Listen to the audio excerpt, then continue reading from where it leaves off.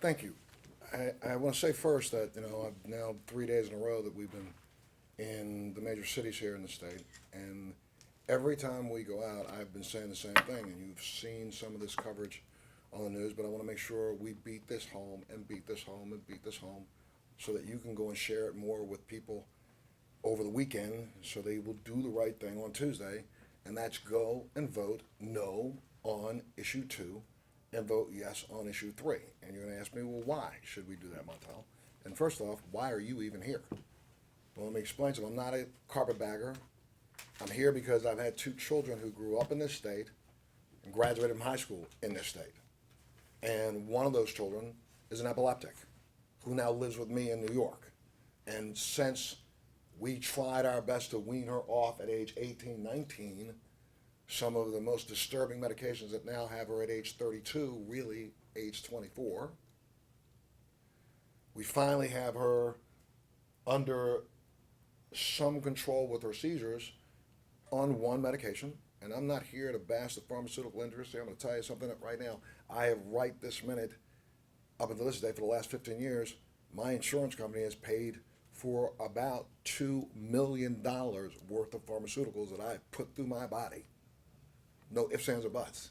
Why? Because I have an illness that has been deemed now progressive, remitting, relapsing. And I use a myriad of tools in my arsenal to battle it. Marijuana by itself does not alone work for me. But if I don't have it, the quality of my life on the other end is completely opposite to what it is today. It is equal to any medication I take, and I'll continue to take it every day until we come up with something that's less caustic than what I am forced to take from the pharmaceutical side. Now, but what you've heard from us here, Christina, Amanda, you're hearing things that people will call anecdotal. These are just examples that have never been studied. You'll hear it over and over again this weekend, people saying they're talking about something that's a fake science, it's not researched.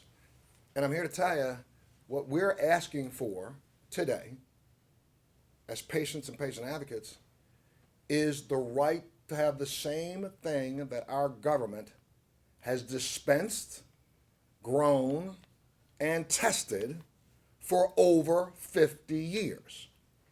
I bring this up at every press conference, and I have people nodding and looking at me with a puzzled eye. Montel, what are you talking about? Members of the press that are back there right now, how many of you knew before you walked in this door that the United States government, every single month for the last 38 years, have dispensed marijuana every last Wednesday of the month in 200 to 500 marijuana cigarettes rolled at the University of Mississippi, grown at the University of Mississippi, and dispensed to patients? How many of you knew back there? Raise your hand. Of course not. And we don't tell that to the American public. Let's get this straight. Maybe I should give you a little education first as we get it straight. Most people in this room don't even know why marijuana is illegal. You think it's illegal because it was made illegal because it's a drug. 1937 Marijuana Tax Act. It was made illegal because you couldn't track the seeds across state lines, therefore you couldn't get the taxes out of it. That was it. For the next 30 years, one man made it his life work along with his 2 conspiratory partners. That man's name was Harry Anslinger, along with William Randolph Hearst and Mr. DuPont. The 3 of them conspired to create an atmosphere of some crazed, unbelievable invasion of America by people who use this thing called marijuana. And I'll pull it up before we stop today, but there is recordings of Harry Anslinger, of DuPont, and also of Hearst himself making statements like, we have to ban the scourge because marijuana makes black men step on a white man's shadow and want to have sex with white women. This was stated on the steps of the U.S. Capitol. And for the next 30 years, they worked at making sure in 1961 a UN resolution was passed to ban narcotics and drugs and their international distribution. Every one of the United States drug laws are based on that 1961 treaty. But what most people don't know is that 1961 treaty allowed for the distribution of marijuana on a medical basis. That's why the United States government signed a contract in 1971 with the University of Mississippi to grow and research marijuana every day since then. 10 years later, under George W. Bush the first, he allowed for, George H., he allowed for the compassionate care program that was established that initially provided marijuana grown at the University of Mississippi that had been tested then for 10 years, allowed that to be distributed to 20 patients. When they got an influx of people who wanted to become a part of the program, they closed the program to those 20. Since then, 36 years straight, every single month, the University of Mississippi sends out a canister of marijuana cigarettes, and on the canister, it has an FDA prescription on it. Now, why am I even saying this? Because all we want is the same thing the government's done and lied to you saying it didn't do. Every year, your Congress and Senate approve a bill to fund this program. Yet when you listen to Republicans or Democrats during the convention, even your state governor will step before the American people on national television and straight up lie. If you listen to the Democratic convention, Hillary Clinton says, oh, we need more testing. The first Republican convention, 3 of them, well, the jury's still out. We don't know if it's been tested enough. Last night, well, we have to talk about the prescription medication and all the deaths from prescription medication. The question was, what do you think about cannabis? It shifted over to prescription medication. If we're going to talk about that, then let's. From 1999 to 2010, more people died in America from overdoses of prescription medication than car accidents, than all the shooting deaths combined.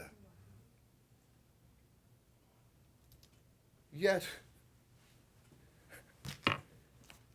and even now knowing that prescription medication is the most addictive substance on the planet, not one politician who's opened their mouth on this issue has ever opened their mouth and said, I want to stop doctors from giving people the most addictive substance on the planet, and I want to stop it today. They don't have the nerve to get in the middle of a conversation with a doctor and a patient when it comes to chemotherapy, radiation, Oxycontin, the new Oxycontin. They don't say a word. But they act like they're smart enough to get in the conversation between a doctor and a patient when they recommend that patient use marijuana. People keep asking me, Montel, why are you so angry? Why? Really? We've heard from people here who are suffering.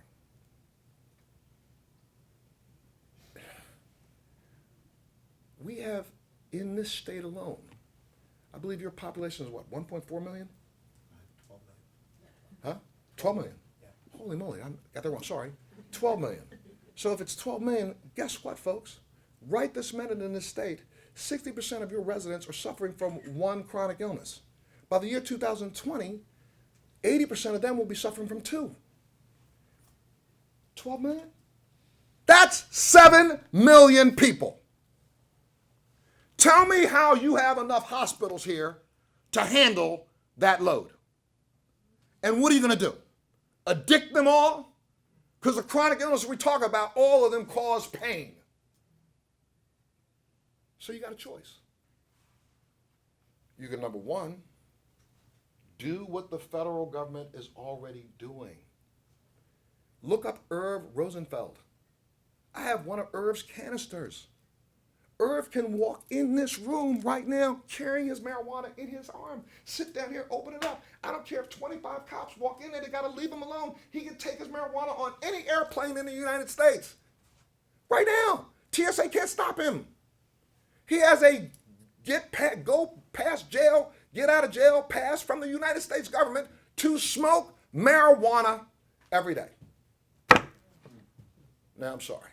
I'm not, Irv's a friend of mine. I spent 22 years in this country's military, supporting and defending this Constitution of the United States. I was in every hot spot this country had before we got into the Persian Gulf War, and I was part of the initial invasion part of the Persian Gulf War. Now, if I put my life on the line for this country, do I not have the right to have this country treat me the same way it treats everyone else? So how dare you deny me and deny these children and these people access to efficacious medication? And let me also make one more comment. Yes, this weekend you're going to hear all the noise. Oh, but it's recreational. Oh, but they have recreational. Please, folks, listen to me. Do we call alcohol use recreational alcohol use? When you go out to a friend's house on the weekend, do you ask them for a recreational beverage or an adult beverage? Excuse me, this is probably the tightest law written in this country today. It requires testing. It requires controls. It requires adults to be who they are. If you have elected people before today that you have trusted to manage your alcohol laws, why would you not trust them to handle something being treated the exact same way? We need to stop this ignorance using words just to alienate, like recreational use. The law is stated for 21 and older. That to me says adult use. This weekend, while you at home in Ohio are thinking about this, am I going to vote no on 2, yes on 3? Yes, you're going to vote no on 2 and yes on 3. And you're going to do so because you recognize the same thing that every single candidate running to control our lives has talked about, how they want to step up and support our individual rights and our state rights. They all act like they want to support the Constitution of the United States. Well, one of the sole tenets of that Constitution is that we all have a right to life, liberty, and this pursuit of happiness. You tell me how Paige gets to live that right of our Constitution when we deny her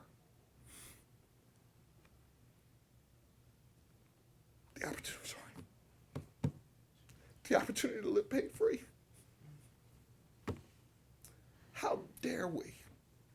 So the choice you have this weekend isn't about voting yes for marijuana, no for marijuana, yes for recreational, no for recreational. No.